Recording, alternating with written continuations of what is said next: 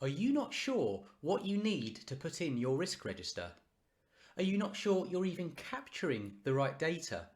Well, if that's the case, then you've come to the right place because today I'm going to be walking you through all these very things. We're going to start by looking at what risks actually are and what risk management involves. Of course, that forms a foundation of a risk register. We're then going to look at what a risk register typically looks like. I'm then going to be discussing what you need to put in your risk register, what you shouldn't put in there. I'll then walk you through three separate examples just so you can see what a risk register looks like when it has been populated. Then we'll be turning to when to update your risk register, who is typically responsible for doing so, and why you should actually go ahead and keep it updated. And then at the end, I'm going to be walking you through some tips as well. So if you like the sound of that, please do hit the like button and let's get started. So first and foremost, let's understand what risk and risk management entails. Now, if you're here, chances are you already know, so I'm not going to go over this in too much detail, but it is important that we quickly define them. So firstly, a risk.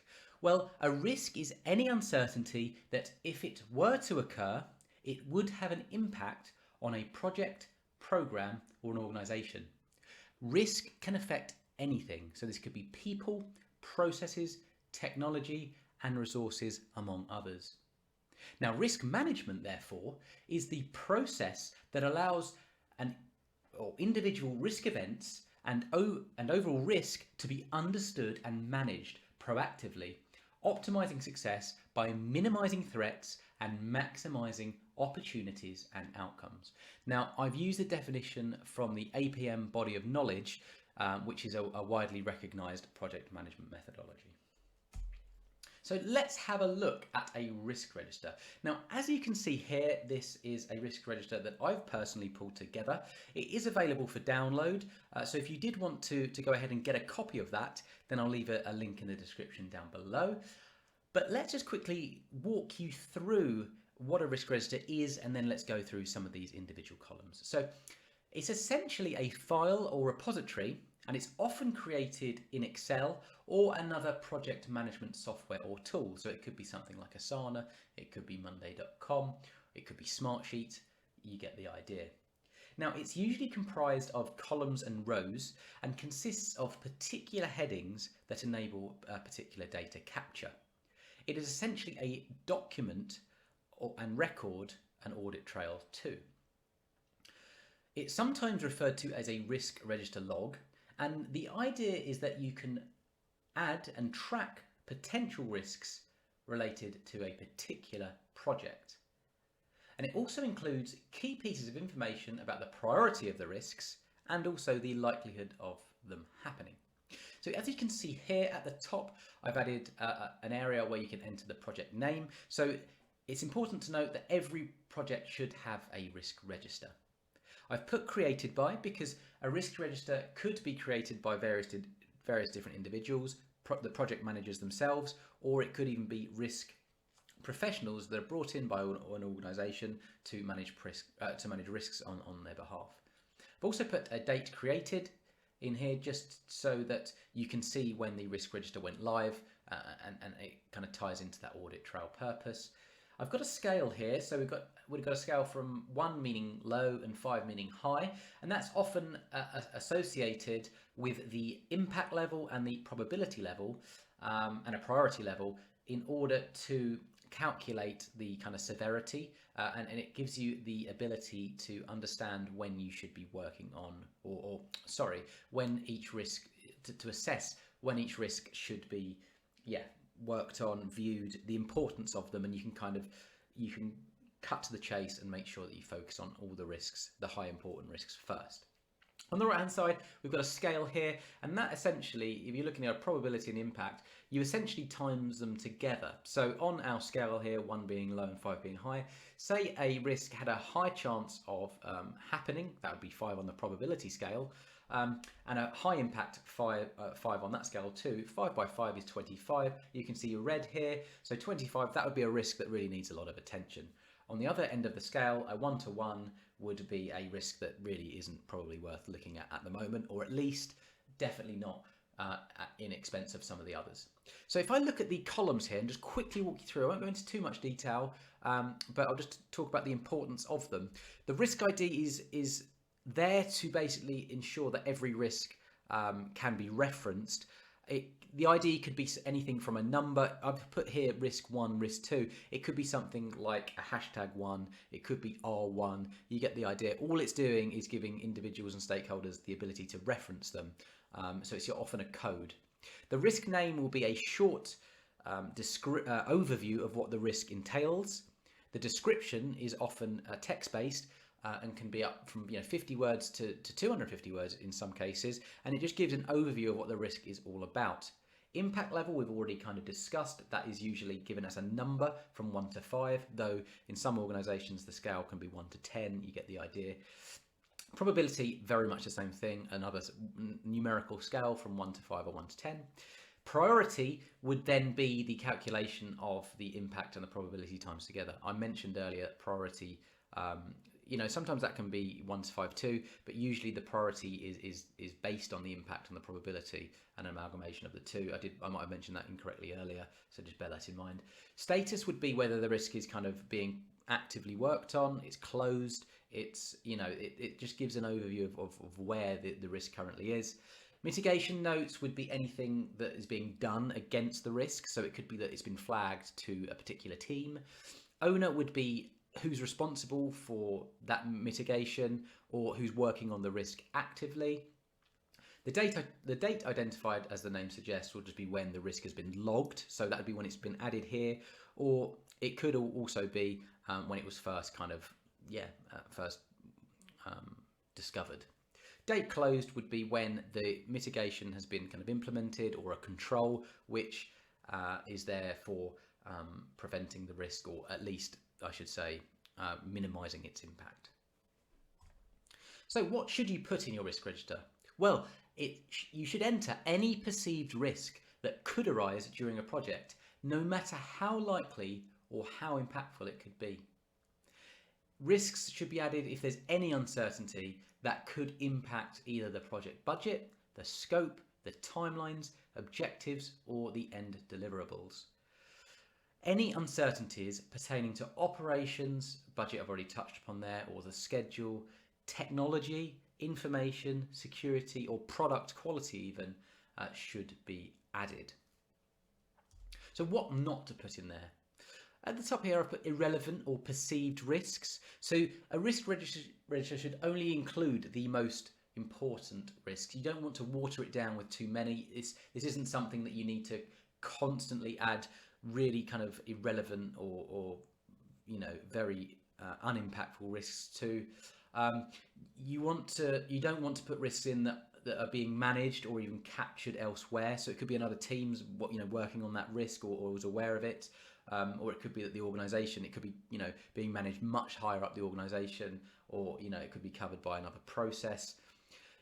And kind of following along on that, it could be that the risk has already been stated at the start of the project in the project plan, or even in the kind of project overview, or any other deliverable that's been kind of put out against the risk.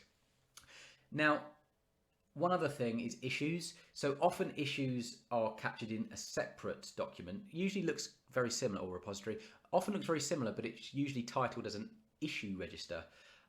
Now that should be kind of used for them, and they shouldn't be confused. Issues are things like upcoming holidays, as an example. It's something that could impact the project, but it's not a risk, and they're often more likely to happen. So it could be, as I say, employees are taking holiday. So I've added some examples which just gives us an idea of what a risk looks like and when it needs and how it should be added according to that template I've just showed you. So I'll start with the first one. I've gone with a particular hardware shipping delays. Now note these are a little bit, they're not all in unison with this particular project, they're just examples. So we've got hardware and software in here. I've gone for a bit of a technology company type situation here, but they're not all related. But the risk description, so in this example, the vendor has raised concerns that the hardware, order number, extra detail, which gives extra context, is useful for any stakeholder that looks at this or needs reporting on, is delayed and will not be delivered ahead of the target date, which you could enter here. The impact would be 3, the probability 2. So the priority of this risk is going to be 6. Again, these numbers are just for illustrative purposes. Don't take that, it could be a lot more, there could be a higher priority for something like this. The status is work in progress. We don't have any mitigation in place at the moment. Peter Parker's working on it, and it was identified on the 1st of Feb. Second one is related to a software bug. So the technology department have identified a software bug in the latest product release. This one's actually a lot more severe in terms of its impact if it were to happen and how likely it is to happen. Therefore, it's been given a 16 priority level. Also work in progress, and Dave Jones is on it. The final one, we've got a single point of failure for the software training that needs to be done on this project, and it's due to an unexpected illness. Now, I mentioned earlier about a issue register about holiday, but an unexpected illness, the reason why this is a risk is because it is exposed a whole potential area where that we have no one to provide the training, so that is a risk. I've spelt available wrong if you've noticed that already, but this is pertaining to a personnel issue, risk I should say, a personnel risk where there is just essentially not enough individuals in the team to cover the capacity or the work. So the risk here would be that the work isn't completed, that the client doesn't pay, and so there's a budgetary or financial impact, should I say. As you can see here, the impact is high, probability is very high because we have one individual and they've gone. So on unexpected illness, long-term leave, let's say. So yeah, Julie Jacobson, Jacob C, as you can see, I haven't moved the column along enough, is responsible for making sure that this is covered. It may require retraining, it may require getting someone else in. Just an example. I know there's probably too much information. I just wanted to give you an idea of what they look like when they've been added, and maybe you can replicate or kind of alter these for your own needs. So when is a risk register updated?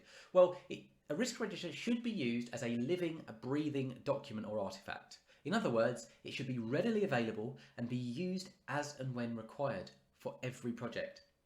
Now, the more complex the project, the more likely that it will need to be updated more frequently or regularly. So bear that in mind. And again, the more mature the risk management process is in an organisation, or the more risk appetite that they have, the more likely a risk register will need to be updated. In a similar vein, the more complex the project or the more complex the risk register is, so maybe the more columns there are, and I'll touch upon that shortly, the more it will also need to be updated or data needs to be added. And what I mean by that, with the more data that needs to be added, is if you've got a really, really complex risk register, you may have bits of data in there that actually require more frequent updating. So as an example, the mitigation notes, you need to go back in there and add the mitigation efforts. You might even have a column on controls that you might want to update as well. So just bear that in mind. So yeah. So who creates or updates a risk register? Again, you might already know this, but I wanted to cover everything in one video. Now, some organisations will employ risk management professionals to create and manage a risk register on behalf of a project or a team. But more often than not, a risk register is the responsibility of a project manager. They often create it, oversee it, etc.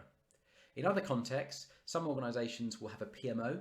Now, they may provide the template for the risk register for the project managers to use. So do bear that in mind as well. Obviously, it's context dependent. So with all this in mind, why should we keep a risk register updated?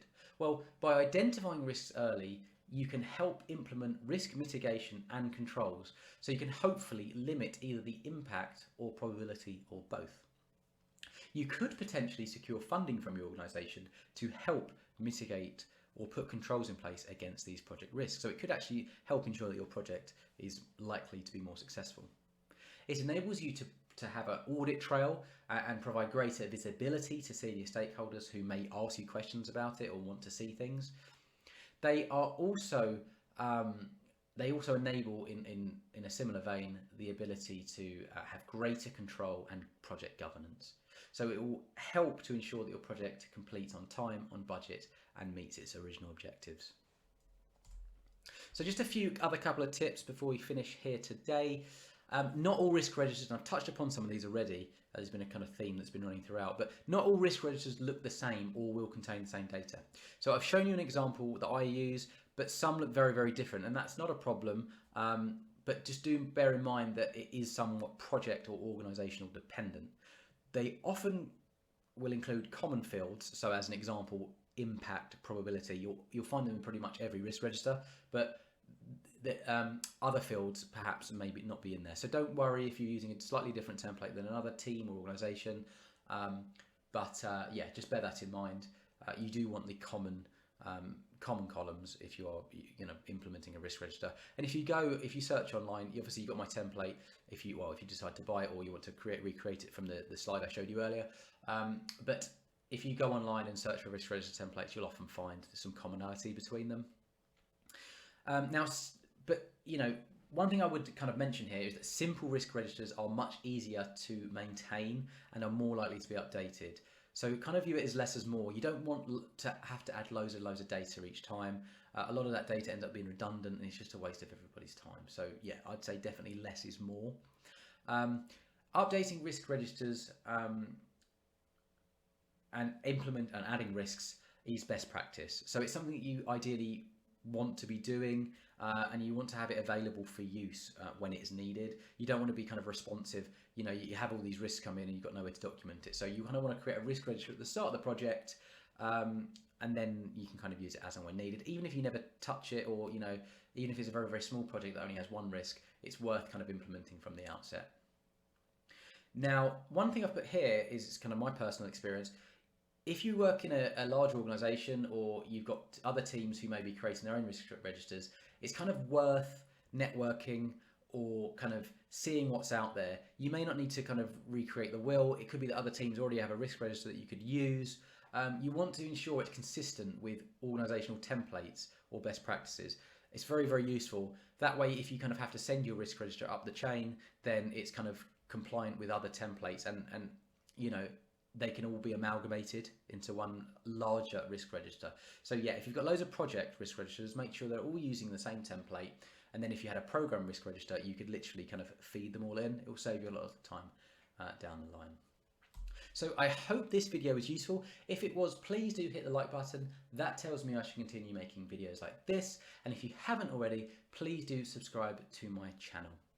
So with that said, I hope you have an excellent day.